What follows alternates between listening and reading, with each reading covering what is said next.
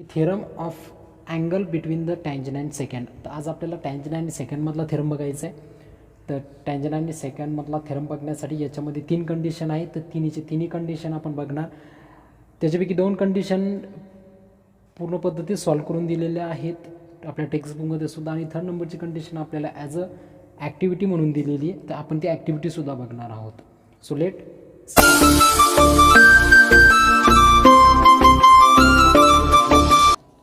एक सपोज एक सर्कल दिलेलं आहे आपल्याला, बरोबर. या सर्कलमध्ये एक टँजेंट आणि एक सेकंड या दोघांमधलं रिलेशनमधला थेरम बघायचा आहे. तर स्टेटमेंट तुम्हाला वरी दिसतच आहे. एकदा स्टेटमेंट वाचून घेऊयात, त्यानंतर मग मी याच्या स्टेटमेंटला एक्सप्लेन करतोय. If an angle has its vertex on the circle, म्हणजे एका अँगलचा व्हर्टेक्स जर सर्कलवर असेल, सपोज दॅट एक असा मी अँगल काढला आणि त्याचा व्हर्टेक्स सर्कलवर आहे. ओके, तर इथे मी म्हणू शकतो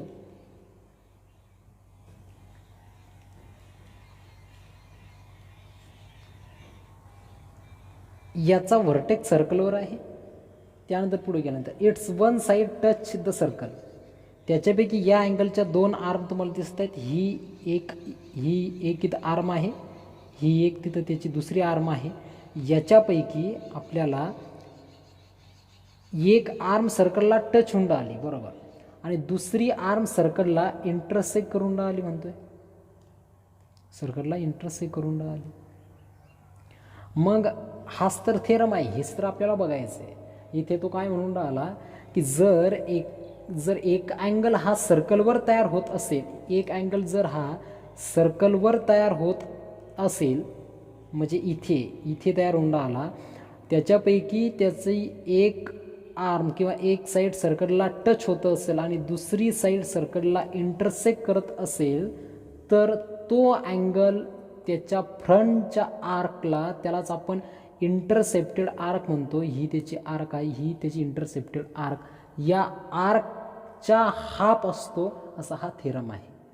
ओके, तर इथून पुढे मला इतकं शिकायला भेटलं आहे, किंवा आपण असं म्हणू शकतो की सपोज दॅट एक सर्कल आहे आणि सर्कलमध्ये एक टँजेंट आहे आणि एक सेकंड आहे. सेकंड म्हणजे काय की जी सर्कलला इंटरसेक्ट करून जाते, बरोबर. तर या दोघांमधला जो काही अँगल तयार होईल तो अँगल या त्याच्या फ्रंटच्या म्हणजे इंटरसेप्टेड आर्कच्या हाफ असायला पाहिजे. म्हणजे ही इकडची आर्क जर याची 180 डिग्रीची असेल तर नक्कीच हा अँगल इथे 90 डिग्रीचा असायला पाहिजे. हाच तर थेरम आहे, आणि यालाच आपण म्हणतो that is the tangent second theorem. Tangent second theorem याच्या 3 कंडिशन आहेत. तिन्ही कंडिशन बघणार आहे. याच्यापैकी फर्स्ट कंडिशन याची की सेंटर जे आहे, सेंटर तर सेंटर याचं त्या अँगलवर आहे असं तिथं म्हणूया, अँगलवर त्यानंतर दुसऱ्या नंबरची कंडिशन ही फर्स्ट नंबरची, दुसऱ्या नंबरची कंडिशन सेंटर हे या अँगलच्या एक्सटेरियर पॉईंटमध्ये, आणि 3rd नंबरची सेंटर हे अँगलच्या इंटेरियर पार्टमध्ये आहे. तर हा थेरम आहे. मला या थेरममध्ये याचा प्रूफ वगैरे मी तर 100% घेणार आहे, पण हे समजलं पाहिजे आपल्याला काय की हा बेसिक ऑफ द 3.5 म्हणजे लास्ट प्रॅक्टिस सेटचा बेसिक आहे. त्याच्यामुळे आपल्याला हे समजलं पाहिजे. पूर्णच्या पूर्ण 3.5 हा याच 2-3 थेरमवर डिपेंड आहे की जे आज आपल्याला घ्यायचे आहेत. ओके, तर आजचा थेरम किंवा सध्याचा थेरम आपण बघतोय टँजंट सेकंड थेरम, की जो टँजंट आणि सेकंडच्या दरम्यान आहे. म्हणजे इथे टँजंट आणि सेकंडचे मिळून जो अँगल तयार होतो, टँजंट आणि सेकंडचे मिळून जो काही अँगल तयार होतो तो अँगल त्याच्या फ्रंट आर्कच्या हाफ असतो. अगोदरचे इंटरसेप्टेड आणि इन्स्क्राइब, याला आपण इन्स्क्राइब अँगल नाही म्हणू शकत. हा the angle between the tangent and second आपण याला असं म्हणणार. ओके, तर हे आपल्याला इथे समजलं पाहिजे. So now let start the theorem. थेरमचं स्टेटमेंट तुमच्या डोळ्यापुढे आहेच. मी एकदा त्याचं गिव्हन टाकून घेतोय, बरोबर.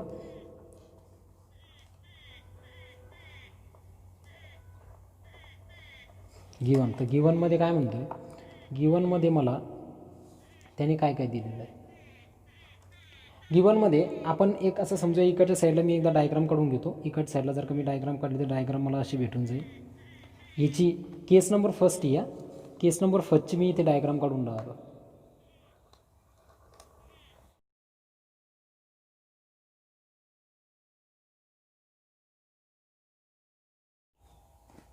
तर इथपर्यंत आपण आलेलोच आहे. पुढे गेल्यानंतर त्यानंतर आपण परत लिहिणार की लाईन जी आपल्याला इथे भेटलेली लाईन जी बी सी आहे, तर बी सी त्याची टँजंट आहे. सगळी इथं असं लिहिणं पडणार आहे. That is the line B C as a tangent आपल्याला भेटलेली आहे, टँजंट. त्यानंतर आपल्याला ए बी किंवा बी ए काय आपली बी ए दॅट इज द सेकंड आहे, असं सगळ्या गोष्टी तिथं म्हणणं आहेत. ओके.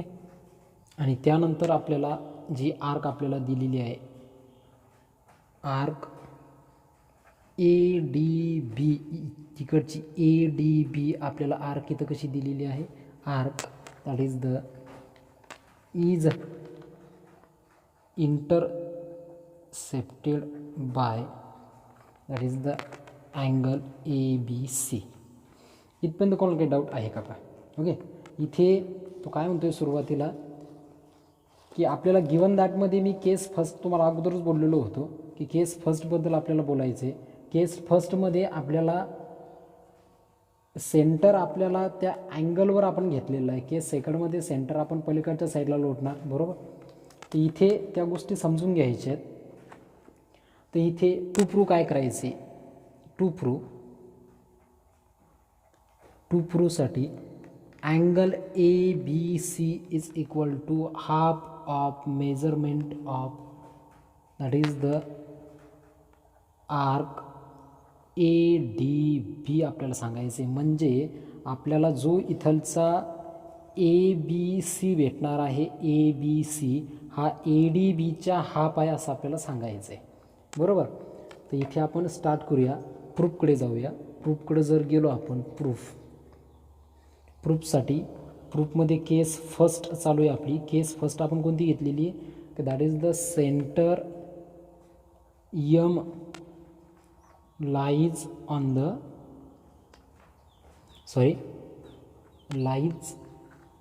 the arc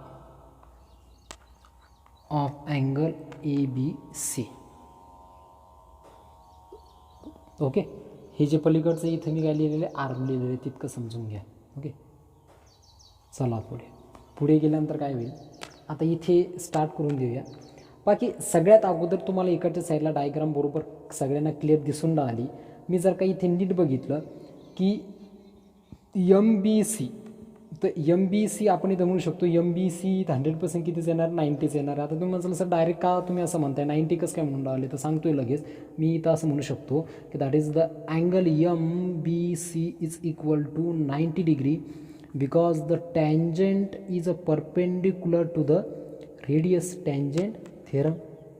सुरुवातीला या सर्कल चॅप्टरमधला सगळ्यात अगोदरचा थेरम मी तुम्हाला सांगितला होता की एवढी tangent is a perpendicular to the radius. तर मग इथे आपल्याला एम बी आणि त्यानंतर बी सी, तर बी सीला आपण काय म्हटलेलं आहे, टँजंट, आणि त्यानंतर एम बी काय झाली, ॲज अ रेडियस झाली, म्हणून आपण म्हणणार की tangent is a perpendicular to the radius, hence here is a 90s angle. So after next that is the, म्हणून आपल्याला जर एम बी सी 90 आहे, एम बी सी 90, तर ए बी सी सुद्धा किती पाहिजे, मला 90 पाहिजे. म्हणून मी म्हणणार hence angle A B C is equal to also 90. कारण काय, याला म्हणा इक्वेशन नंबर फर्स्ट, याच्या पुढे कारण देणार because the A collinear to M collinear to B. Okay. तर चला याच्या पुढे गेल्यानंतर बट आपल्याला जी आर्क त्यांनी दिलेली आर्क कोणती, A D B is semicircular arc. किती काय रे बाबा, semicircular arc.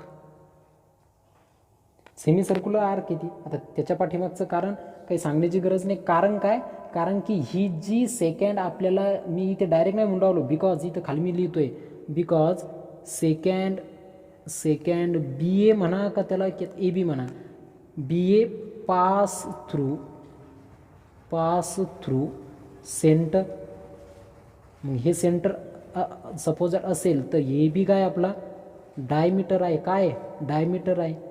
Hence the arc A D B is a semicircular arc. लिहिण्याची गरज नव्हती, फक्त तुम्हाला समजून सांगितलं काय झाली ती सेमी सर्क्युलर आर्क. ही सेमी सर्क्युलर आर्क जर का असेल तर तिचं मेजरमेंट किती यायला पाहिजे, 180 डिग्री यायला पाहिजे. अरे किती यायला पाहिजे, 180 डिग्री. म्हणून हे झालं इक्वेशन नंबर सेकंड. मग आता फ्रॉम इक्वेशन आपण जर का म्हटलं, from equation first and second म्हणून जर का आपण घेतलं, फर्स्ट अँड सेकंड जर इक्वेशन बघितलं तर फर्स्ट इक्वेशन माझं हे आलेलं आहे आणि माझं सेकंड इक्वेशन हे आलेलं आहे.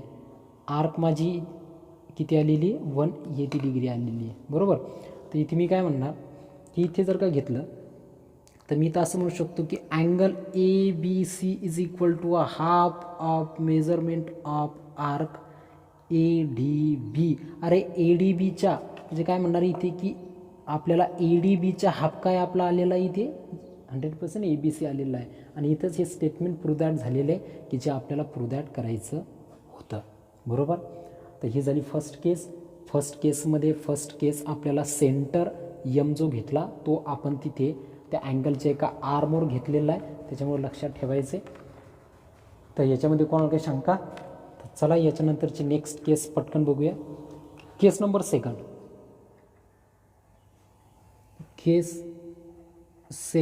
केस सेकंडमध्ये M lies in the exterior of angle A B C म्हणूया.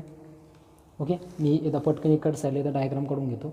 डायग्राम जर आपण अशा पद्धतीत तिथे काढली तर काय भेटेल मला, अशी डायग्राम येईल. त्यानंतर हा सेंटर झाला यम, ही तर बाबा झाली टँजंट, हा झाला बी, हा झाला सी. त्यानंतर हा पॉईंट इथे असा जॉईंट केला, हा पॉईंट इथे असा. तर एक्सटेरियर पार्टमध्ये म्हणतो ना हा अँगल असा, याला म्हणणार ए. ओके, आणि याला म्हणणार डी. तर ए बी सी आणि ए बी सीच्या बाहेर कोणता झाला अँगल यम. ओके, तर सो लेट स्टार्ट. तर इथे सुरुवातीला बघूया आपण की इथे अगोदर आपण त्याचे रेडियससुद्धा काढून घेतलेले आहेत. ओके, त्यानंतर पुढे गेल्यानंतर मी इथं असं म्हणू शकतो की आपल्याला एम बी ए अँगल दिसतो आहे, बरोबर. एम बी ए अँगल आणि त्यानंतर एम ए बी अँगल 100% एकमेकांना कॉन्ग्रुएंट येणार, कारण की आयसोस्केल ट्रायंगल आहे. म्हणून इथे आपण म्हणणार की that is the triangle, inner triangle. परत आपल्याला तेच प्रूव्ह दॅट करायचं आहे. Inner triangle that is the M B एमध्ये segment M B is a congruent to segment that is the M A. कारण काय रेड आहेत त्या, काय आहेत त्या, त्याच्या रेडियस आहेत. म्हणून आपण काय म्हणणार की आपल्या एम बीचा, तर एम बीचा अपोजिट अँगल कोणता, M A B. Angle M A B congruent to angle M एचा अपोजिट अँगल कोणता आहे, that is the M B A. इथं काय म्हणणार, that is the angles of आयसोस्केल ट्रायंगल्स. ओके, तर इथे हे दोन अँगल एकमेकांना इक्वल आले आहेत, म्हणून आपण म्हणणार angle M A B is equal to angle M B A is equal to, मला त्याची व्हॅल्यू माहिती नाही आहे म्हणून मी म्हणणार यक्स डिग्री. पाक एम बी एसुद्धा यक्स आणि त्यानंतर एम ए बीसुद्धा यक्स, पण मला ए बी सी माहिती नाही, तर याला मी ए बी सीला इथं म्हणतो आहे वाय आणि इथं काय म्हटलं मी याला यक्स, तर म्हणून मी म्हणणार angle A B C is equal to y. तर इथपर्यंत कोणाला काही शंका नसेलच, बरोबर. मग इथे जर का आपण जर का घेतलं की इनर ट्रायंगल, कोणता ट्रायंगल घेतला होता मी सुरुवातीला, एम बी एमध्ये सर्व अँगलची बेरीज किती यायला पाहिजे, दॅट इज द 180. म्हणून मी इथं म्हणणार that is the angle M A B प्लसमध्ये अँगल एम बी ए प्लसमध्ये angle A B C is equal to 180 degree. कारण काय लिहायचं हे तुम्हाला चांगल्या पद्धतीत माहीत आहे की the sum of the measure of all angles of a triangle is 180. ते कारण तुम्ही लिहून टाकसाल याची मला खात्री आहे. पुढं गेल्यानंतर पुढं जर याची आपण व्हॅल्यू टाकली, तिथे याची व्हॅल्यू टाकल्यानंतर काय भेटणार आहे आपल्याला, जर व्हॅल्यू आपण टाकली तर आपल्याला काय भेटणार, एम ए बीची व्हॅल्यू किती आलेली आपली, यक्स डिग्री आलेली. त्याच्यानंतर एम बीची सुद्धा व्हॅल्यू यक्स डिग्री आलेली. पण थांबा, इथे चुकी केली आपण की ए बी सी तर या ट्रायंगलचा अँगल नाही ना, मग याचा उरला कोणता, एम ए बी झाला, एम ए बी सुद्धा झाला, एम बी ए सुद्धा झाला, ए एम बी उरला ना. तर म्हणून मी याच्या ठिकाणी फक्त इथं अँगल काय पाहिजे, कोणता पाहिजे, इथे आपण काय म्हणणार एम बी ए पाहिजे. इथं कोणता पाहिजे, MBA, किंवा त्यालाच आपण इथे काय म्हणू शकतो की AMB म्हणू शकतो की अँगल AMB पाहिजे बरं का. तितकं इथं करेक्शन करून घ्यायचं. Angle AMB is equal to 180 degree. इथे की मी इथं काय म्हणू शकतो, ट्वाईस x डिग्री प्लसमध्ये angle AMB is equal to 180 degree. घाई गडबड करायची नाही, घाई गडबड केलं की असं होतं बरं का. तर इथून पुढे गेल्यानंतर याच्यामध्ये आपण इथं काढू शकतो की angle AMB is equal to that is the 180 degree minus twice x degree आपण म्हणू शकतो. म्हणजे मला याची व्हॅल्यू भेटली. याला इक्वेशन नंबर फर्स्ट म्हणूया. त्याच्या पुढे गेल्यानंतर नाव आपण असं म्हणू शकत नाही का की अँगल MBC म्हणजे या दोघांची ॲडिशन होऊ शकते MBC. म्हणून आपण म्हणणार की angle MBA प्लसमध्ये ABC, angle ABC. तर दोघांची व्हॅल्यू टाकून द्या. दोघांची व्हॅल्यू टाकली तर मला काय भेटेल इथे, that is the but MBC is equal to, MBC किती येणार आहे, 90 डिग्री येणार. मी परत एकदा कारण सांगतो, MBC that is a tangent theorem. कोणता थेरम आहे, टँजंट थेरम. टँजंट थेरमच्या नुसार याला आपण इथे लिहिणार. पुढे गेल्यानंतर आता याच्यात पहा की मला MBCची व्हॅल्यू माहिती, मला सगळ्यांची व्हॅल्यू माहिती होऊन गेलेली इथे. तर मी काय म्हणू शकतो इथे की मला इथे MBCची व्हॅल्यू किती आलेली, 90 डिग्री इज इक्वल टू मला MBA. तर MBA मला किती दिला होता, दॅट इज द x प्लसमध्ये हा मला किती भेटलेला आहे, y डिग्री भेटलेला आहे. इथे जर मी इथे सपोज दॅट हा y इकडे नेला तर 90 degree minus y is equal to x degree भेटून राहिला.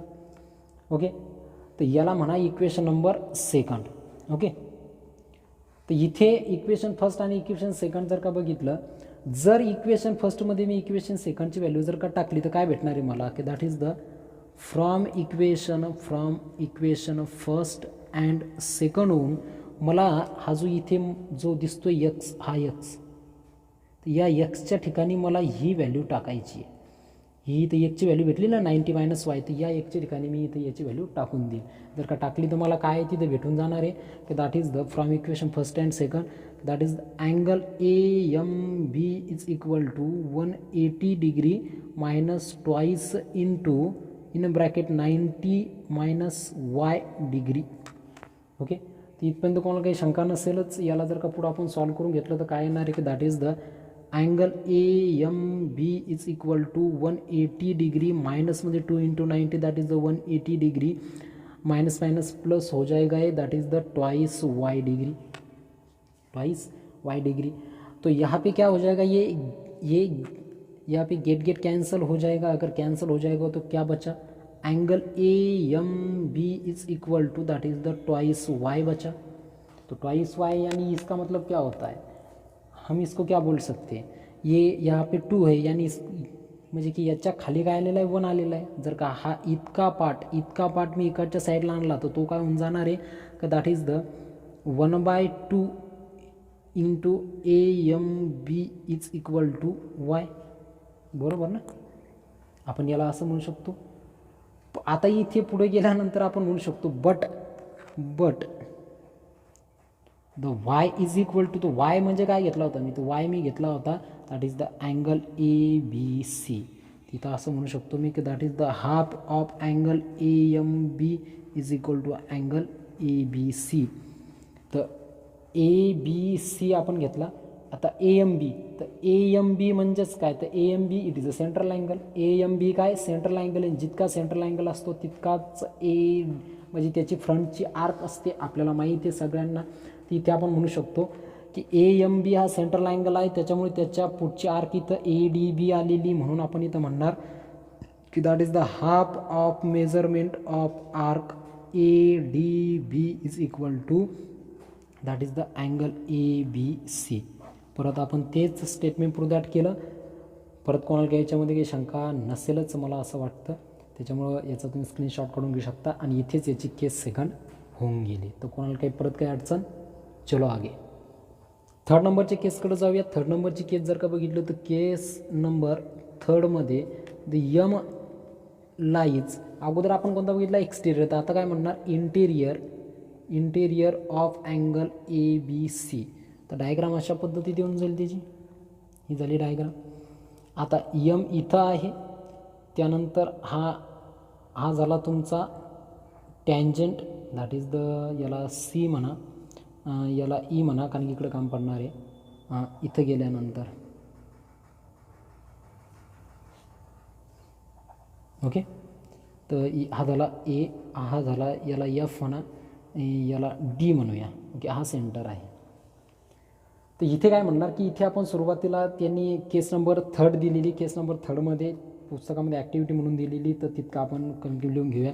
इथं जो आपल्याला रे भेटलेला आहे रे, तर ray B E is the opposite ray, सांगायची गरज नाही, opposite ray of ray B C.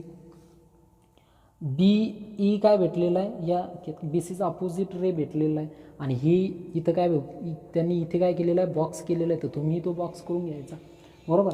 तर पुढं चला, पुढं गेल्यानंतर नाव म्हणू शकतो आपण, नाव. आता पुस्तकाच्या ॲक्टिव्हिटीनुसार मी याला सॉल्व करू शकतो. ए बी ई, सांगा बरं ए बी ई काय, A B E it is a half of A F E किंवा ए एफ बी, सॉरी, म्हणून इथं काय म्हणणार, half of measurement of arc A F B. Okay, तर इथे हा सुद्धा त्यांनी बॉक्स केलेला आहे, तर इथे मी एकदा बॉक्स करून घेतो. फार सोपं आहे रे, जमलं पाहिजेत. आणि हेच आपण अगोदरच्या केसमध्ये प्रूव्ह दॅट केलेलं, प्रूव्ड इन केस सेकंड केसमध्ये प्रूव्ह दॅट केलेलं आहे. मग याच्या पुढे गेल्यानंतर जर आपण suppose that A B C बघितला, ए बी सी आणि ए बी ई, तर या दोघांची बेरीज किती, इथे 100% यायला पाहिजे, that is the 180. That is the angle A B C प्लसमध्ये angle A B E is equal to 180 degree.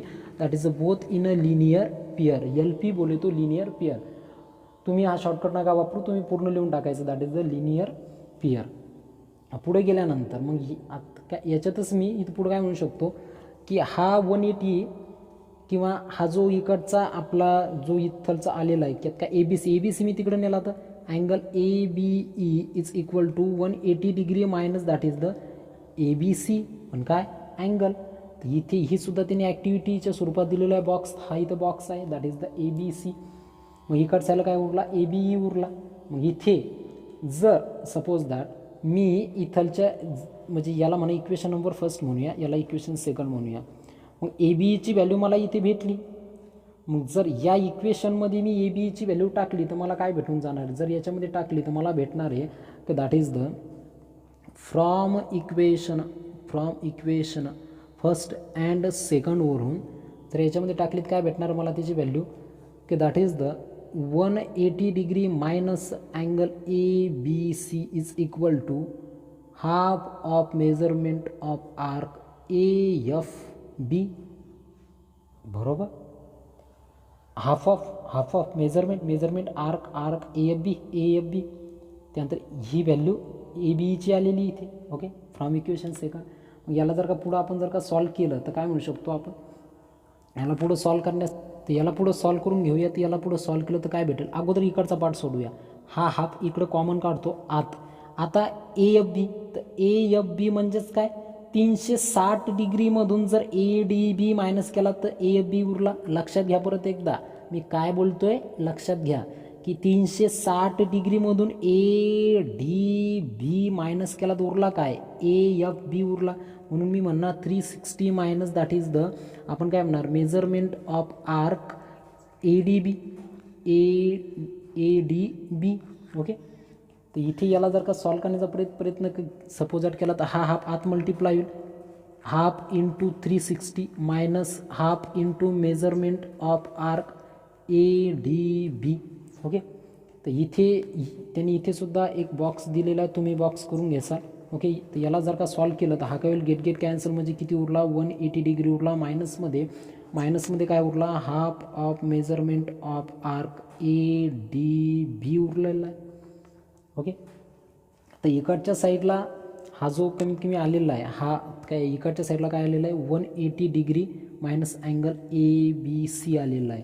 तर हा आणि हा काय होईल, गेट कॅन्सल होऊन जाईल. तर इकडे काय उरला, minus angle A B C.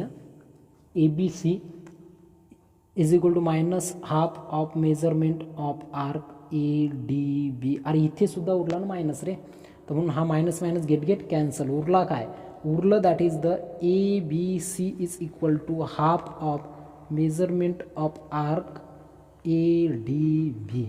Okay, आणि हेच तर, आणि आपल्याला हेच तर प्रूव्ह दॅट करायचं होतं.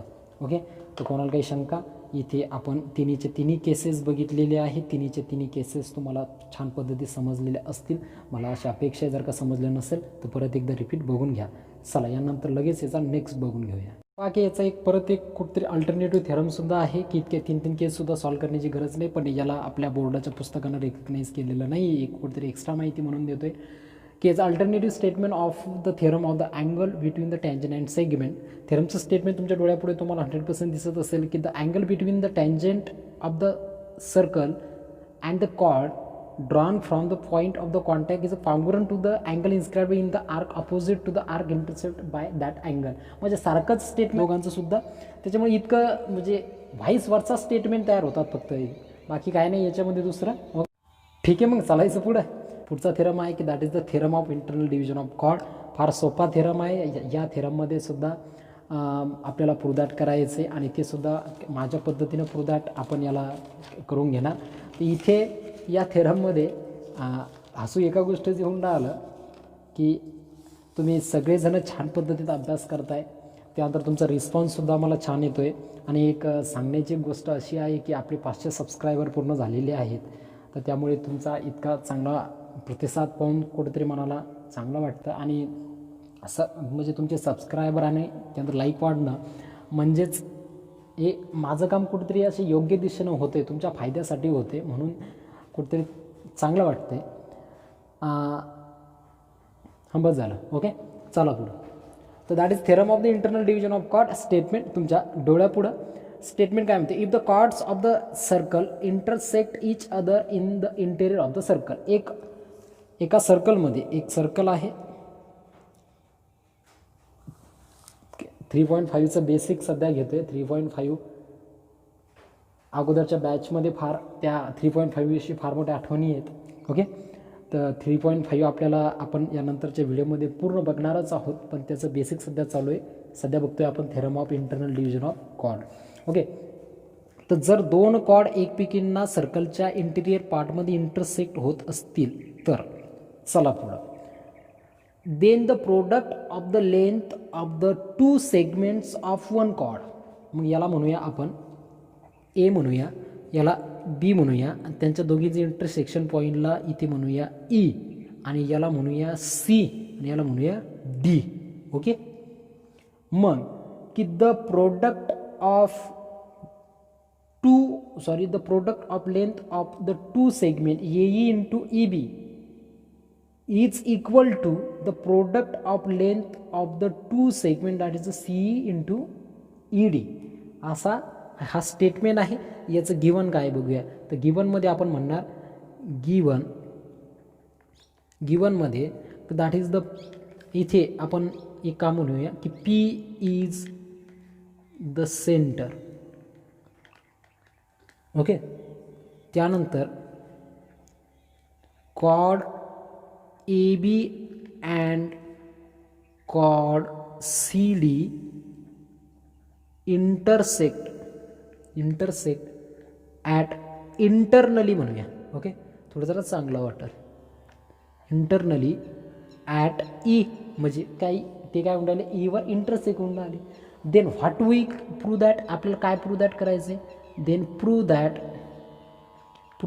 की that is the AE into EB is equal to CE into that is the ED. म्हणजे काय म्हणणार आपण, AE into EB CE into ED. आपल्याला ही प्रूव्ह दॅट करायचं आहे. त्यानंतर आपण एक काम करूया, इथे थोडंसं कन्स्ट्रक्शन करणं पडणार आहे. तर कन्स्ट्रक्शन आपल्याला अशा पद्धतीत करायचं आहे. कन्स्ट्रक्शनमध्ये म्हणणार मी, अक्षर समजत असेलच तुम्हाला. कन्स्ट्रक्शनमध्ये मी इथे हे 2 पॉईंट जॉईन करून घेतो, A आणि C. त्यानंतर D आणि B पॉईंट मी मला जॉईन करून घ्यायचं आहे. ओके, तर हे झालं कन्स्ट्रक्शन. तर कन्स्ट्रक्शनमध्ये मी म्हणणार ड्रॉ. हे छोटे छोटे थेरम आहे, 2-2, 3-3 मार्काच्या म्हणजे बोर्डाच्या पेपरमध्ये विचारायला काही जात नाही, त्याच्यामुळे याला बरोबर मी कसा प्रूव्ह दॅट करतोय ते समजून घ्यायचं आणि एकदाच प्रूव्ह दॅट बघायचा, परत आयुष्यात कधी बघायचा नाही. ओके, एकदाच प्रूव्ह दॅट जमला पाहिजे, त्यानंतर विषय संपला. So now let start, that is the proof. तर प्रूफकडे आपण जाऊया. प्रूफकडे काय म्हणू शकतो आपण प्रूफमध्ये, लेट प्रूफ. सगळ्यात अगोदर मी इथं कन्स्ट्रक्शन सांगा बरं कशासाठी केलं असेल, मला हे 2 ट्रायंगल घ्यायचे, बस विषय संपला. That is inner triangle CAE आणि इनर ट्रायंगल BDE. म्हणून आपण म्हणणार इनर ट्रायंगल कोणता म्हणला मी, CAE, आणि दुसरा ट्रायंगल कोणता आहे, triangle that is the BDE.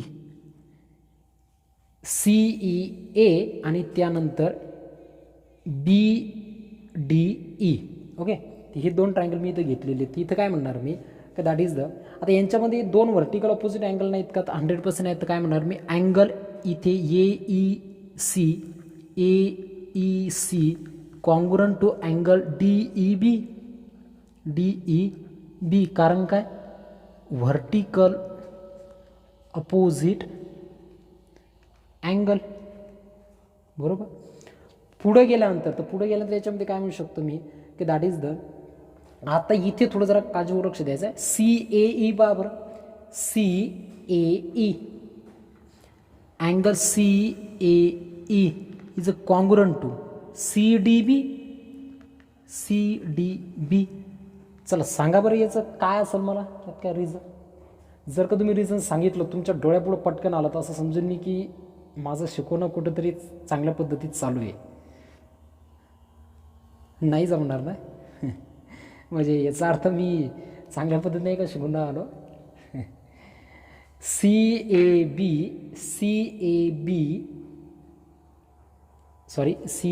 पाहिजे इथे.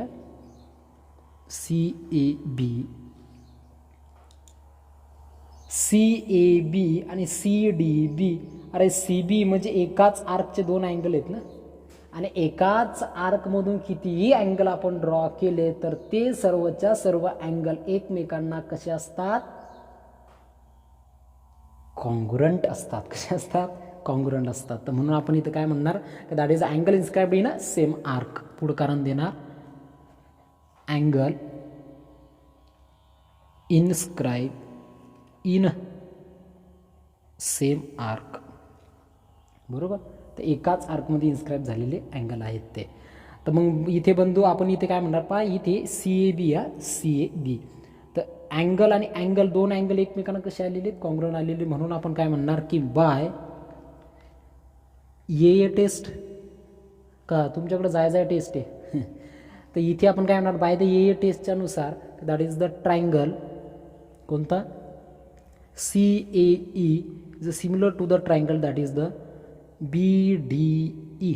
ओके, सिमिलरिटी चॅप्टरमध्ये आपण याचं बघितलेलं आहे. सिमिलरिटी चॅप्टरसुद्धा मी परत एकदा यूट्यूबवर पूर्ण टाकून देणार आहे.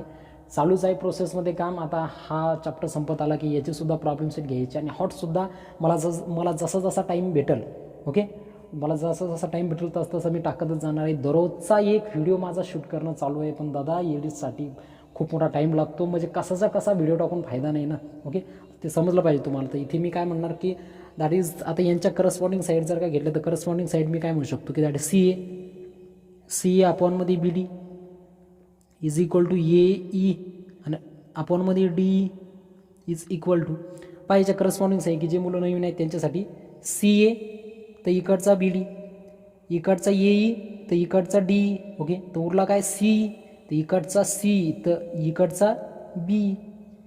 ओके, तर इथे मी काय करणार, मला याचं काम नाही आहे. ओके, आता ते कसं काम नाही ते पुढं तुम्हाला समजेल. मग इथं उरलं काय तर AE अपॉनमध्ये DE is equal to CE अपॉनमध्ये BE.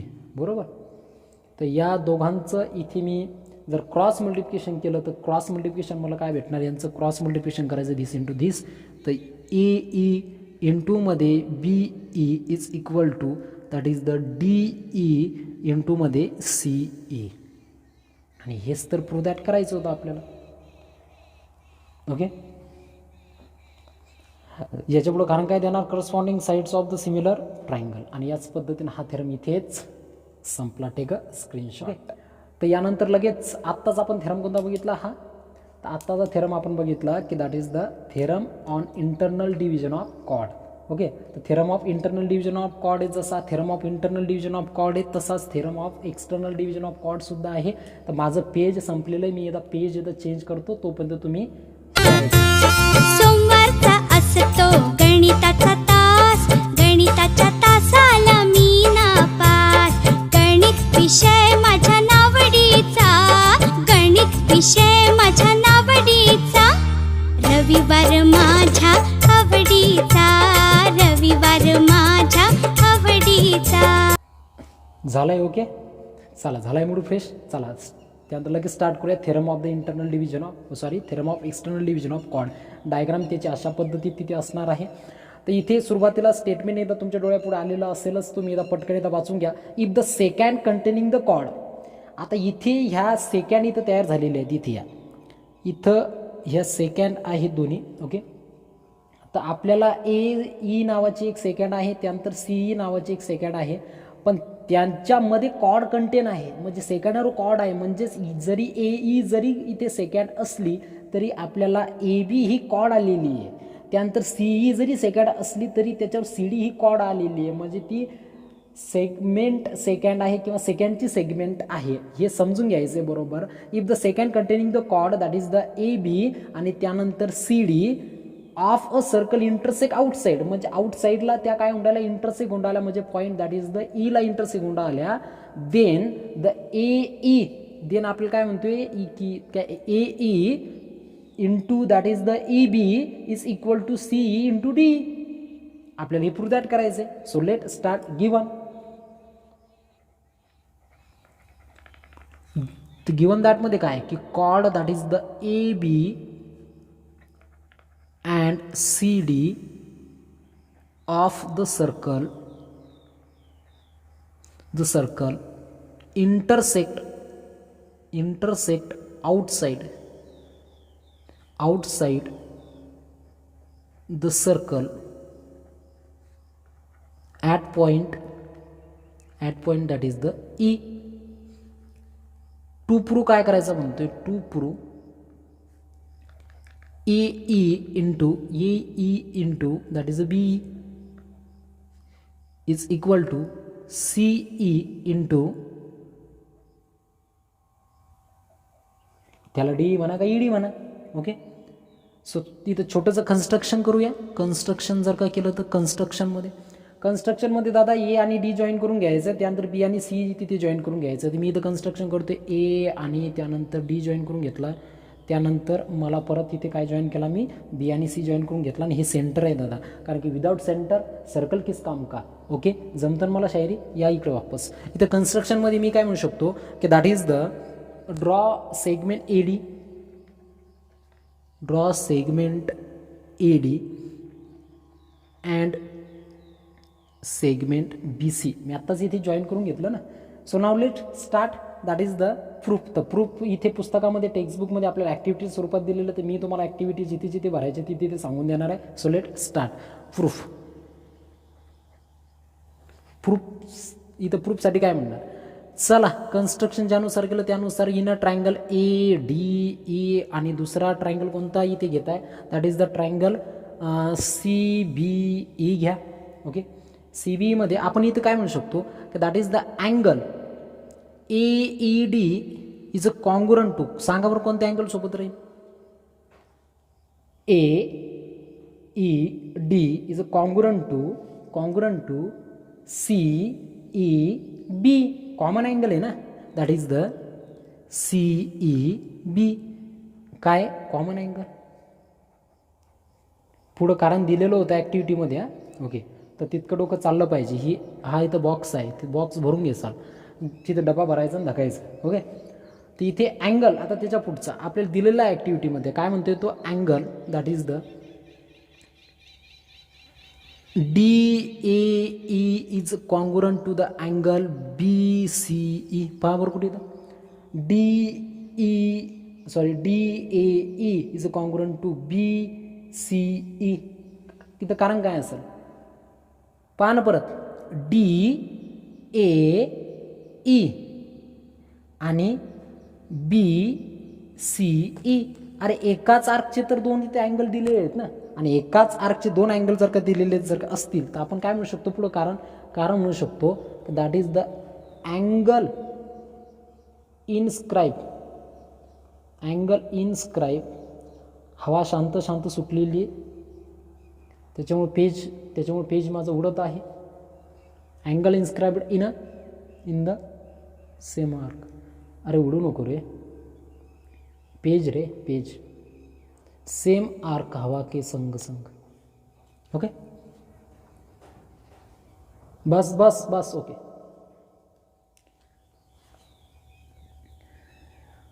पुढे गेल्यानंतर काय म्हणतो पा की that is the triangle ADE is a similar to the triangle. सांगा बरं मग की बाय इथे आपण या दोन अँगलहून काय म्हणू शकतो की हे दोन ट्रायंगल इथे सिमिलर असतील. नक्कीच CBA इथे कमीत कमी येणार आहे, CBA. आणि यालाच ॲक्टिव्हिटी म्हणून दिलेले आहे, म्हणजे बॉक्स म्हणून दिलेला आहे बाय द AA टेस्टनुसार. कोणत्या टेस्टनुसार? बाय AA टेस्टच्या नुसार. तर इथे मी काय म्हणणार, बाय AA टेस्ट. इथे सुद्धा बॉक्स आहे. पुढे गेल्यानंतर यांच्या करस्पॉन्डिंग साईड घेऊया. यांच्या करस्पॉन्डिंग साईड जर का घेतल्या तर मी डायरेक्ट घेतोय, मला जे घ्यायचं तेच घेतोय. मला इथे काय AEचं काम आहे, बरं चला पूर्ण घेऊन टाकूया. AD अपॉनमध्ये CB is equal to AE अपॉनमध्ये CE is equal to DE अपॉनमध्ये BE. इसको बोलेंगे corresponding sides of similar triangle. Okay, तर इथे आपल्याला ज्याचं काम आहे तेच इथे घेऊया की दॅट इज द AE अपॉनमध्ये CE इज इक्वल टू या त्या इथं याला मी उलटं लिहितो की त्या D इथं याला काय लिहिणार मी ED लिहितो. इथं आपला B इथं याला मी काय लिहितो दॅट इज द EB लिहितो. कोणाला काही शंका नाही. चला पुढं गेल्यानंतर याचं पुढं कारण काही द्यायची गरज नाही, पण ॲक्टिव्हिटी इथं दिलेली. हाही बॉक्स आहे, हाही बॉक्स आहे, हाही बॉक्स आहे, बॉक्सच बॉक्स.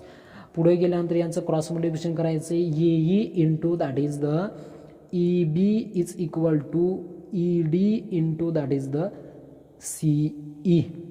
हा बॉक्स आहे आणि हेच तर प्रूव्ह दॅट करायचं होतं आपल्याला. Checkout it. ओके, तर या पद्धतीनं हाही थेरम इथेच संपला. थेरमवर थेरम संपत आहेत, पण तुमचा थेरम संपतोय किंवा नाही ते मला माहिती नाही, पण तुम्ही समजून घ्यायचं आहे. तुम्हाला थेरम समजून राहिले एकदा रिपीट एकदा. तुम्ही एकदा व्हिडिओ बघून तुमचं होणार नाही, एकदा तीनदा व्हिडिओ बघणे. तुम्ही बोरिंग होऊ नये म्हणून त्याच्यामधलं ते म्युझिक आहे. नाही तर मला या कुठेतरी एज्युकेशनल व्हिडिओजमध्ये म्युझिक टाकण्याची मलाही काही फार मोठा काही छंद नाही आहे. त्याच्यामुळे तुम्ही थोडंफार कुठंतरी यात काही कॉपरेशन करायचं आहे. ओके, तुम्ही जर नेहमी व्हिडिओ बघत असाल तर त्या की म्युझिकमुळे तुम्हाला तिथं बोरिंग वाटणार नाही. सो आता माझी बघ फार झाली. चला लगेच पुढचा थेरम बघूया. तुमच्या डोळ्यापुढं आहे की that is a tangent second segment theorem. नाव फार छान. मी ज्यावेळेस हा थेरम शिकवतो त्यावेळेस मला नावाचं फार आवडतं. That is a tangent second segment theorem. Tangent segment second theorem नाही, टँजंट सेकंड सेगमेंट थेरम. म्हणजे या थेरममध्ये टँजंटसुद्धा आहे, सेकंडसुद्धा आहे, सेगमेंटसुद्धा आहे. या तिघांचं मिळून हा थेरम तयार झालेला आहे, टँजंट सेकंड सेगमेंट थेरम. तर इथे पहिली गोष्ट टँजंट कोणती ते समजून घ्या. इथं जर का टँजंट आपण बघितली तर टँजंट मला इथे भेटलेली आहे की दॅट इज द टँजंट मला ET भेटलेली आहे. त्याच्या पुढे गेल्यानंतर सेकंड, तर सेकंड इथं कोणते आहे की सेकंड मला इथे भेटलेली आहे की काय EB नावाची सेकंड, म्हणजे ही इथे पासआउट म्हणजे की होऊन राहिली. आणि त्यानंतर इथे सेगमेंट कोणती आहे तर सेगमेंट मला इथे AB म्हणजे chord like as a segment इथे घेतलेली आहे. थेरमचं स्टेटमेंट तुमच्या डोळ्यापुढे आहे. मी इथं पटकन वाचतो, तुम्ही पुढे लक्ष द्यायचे.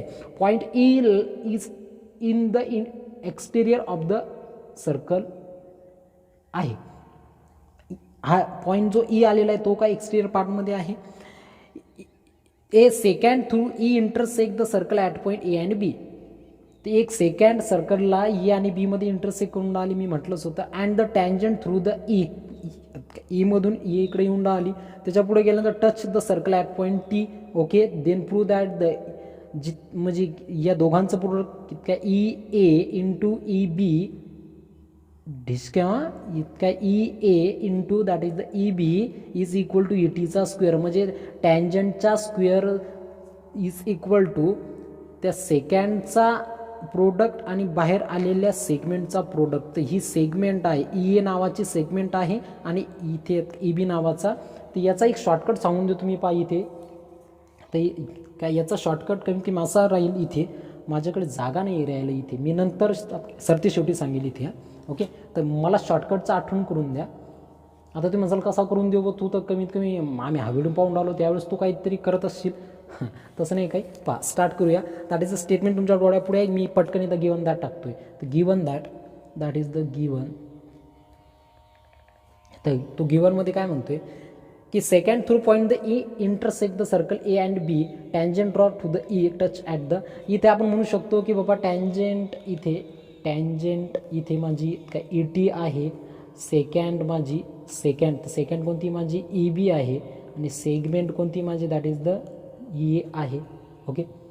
तर इथून पुढे गेल्यानंतर याच्यामध्ये तर टू प्रूव्ह काय करायचं आपल्याला, तर टू प्रूव्ह करायचं आहे. टू प्रूव्ह त्यांनी तिथे स्टेटमेंटमध्येच त्यांनी दिलेली आहे. तर स्टेटमेंटमध्ये तिथे म्हटलं तर काय म्हणणार मी तिथे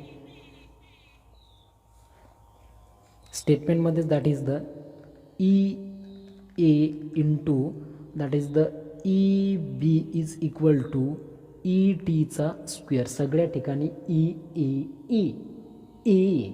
ओके. तर कन्स्ट्रक्शन करूया थोडंसं. कन्स्ट्रक्शनमध्ये मी म्हणणार कन्स्ट्रक्शनमध्ये मला ड्रॉ ह्या 2 पॉईंट मला जॉईन करून घ्यायचे. मला ए आणि टी जॉईन करून घ्यायचं आहे आणि टी आणि त्यानंतर बी जॉईन करून घ्यायचं आहे. ओके.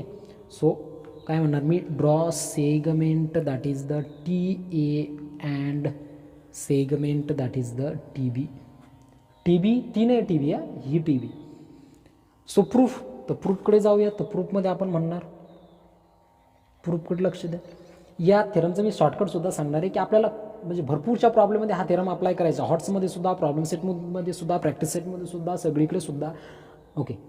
तर पुढे गेल्यानंतर मी काय म्हणणार की आता हे कन्स्ट्रक्शनवर तुम्हाला समजलं असेल मी पहिला ट्रायंगल कोणता घेणार. इथे मी पहिला ट्रायंगल घेणार that is E A T आणि त्यानंतर इथे दुसरा ट्रायंगल मी कोणता घेणार that is the inner triangle E A T and next one triangle that is the E T बी.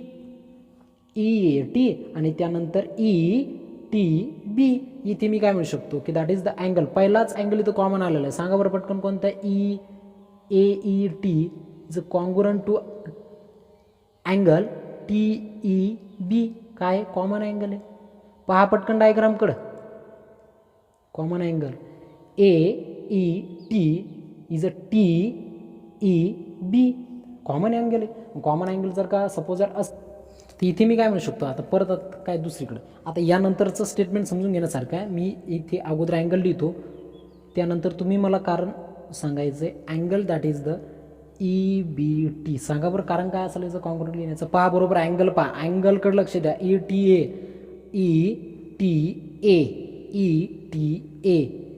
आणि E B T. E T एची आर्क कोणती रे बाबा टँजंट सेकंड थेरमनुसार that is a E T आणि ई बी टीची आर्कसुद्धा कोणती रे बाबा ए टीच आहे ना. म्हटल्यानंतर इथे tangent the theorem between the tangent and second थेरमच्या नुसार इथं आपण काय म्हणू शकतो याच्या पुढं कारण असं देऊ शकतो की that is the E collinear to A collinear to B म्हटल्यानंतर बाय ए टेस्टनुसार. अरे तुम्हाला नाही म्हणलं बाय ए टेस्टच्या नुसार ट्रायंगल कोणकोणती E A T is similar to the triangle that is the E T B. हे सिमिलर जर का सपोज दॅट असतील तर आपण काय म्हणणार की यांच्या करस्पॉन्डिंग साईड घेऊया. ई ए अपॉनमध्ये E T is equal to A T अपॉनमध्ये T B is equal to E T अपॉनमध्ये टी बी. इथं आपल्याला कशाचं काम नाही तर कशाचं काम म्हणजे आपल्याला मला एक सांगा हा मला कुठेही आढळतो का इकडे नाही म्हणून याचं काम नाही. तर खाली काय उरलं फक्त ई ए अपॉनमध्ये E T is equal to E T अपॉनमध्ये टी बी. तर जर का दोघांचं मल्टिप्लिकेशन केलं तर E A into that is the T B is equal to E T into E T म्हणजे ई ए इंटूमध्ये T B is equal to E टीचा स्क्वेअर. याला थोडं चांगलं लिहितो. E A into T B is equal to E टीचा square आणि हेच तर पुढं दॅट करायचं होतं. टँजंट सेकंड सेगमेंट थेरम तुमच्या डोळ्यापुढे आहे सध्या. काही जर का अडचणी असतील तर मला कमेंटमध्ये टाकाच. पूर्ण अडचणी सॉल्व करण्याचा पुरेपूर प्रयत्न करीन मी. ओके, तर इथपर्यंत थेरम झालेत आणि सांगण्यास अत्यंत आनंद होतो की या चॅप्टरमधले थेरम इथेच संपले.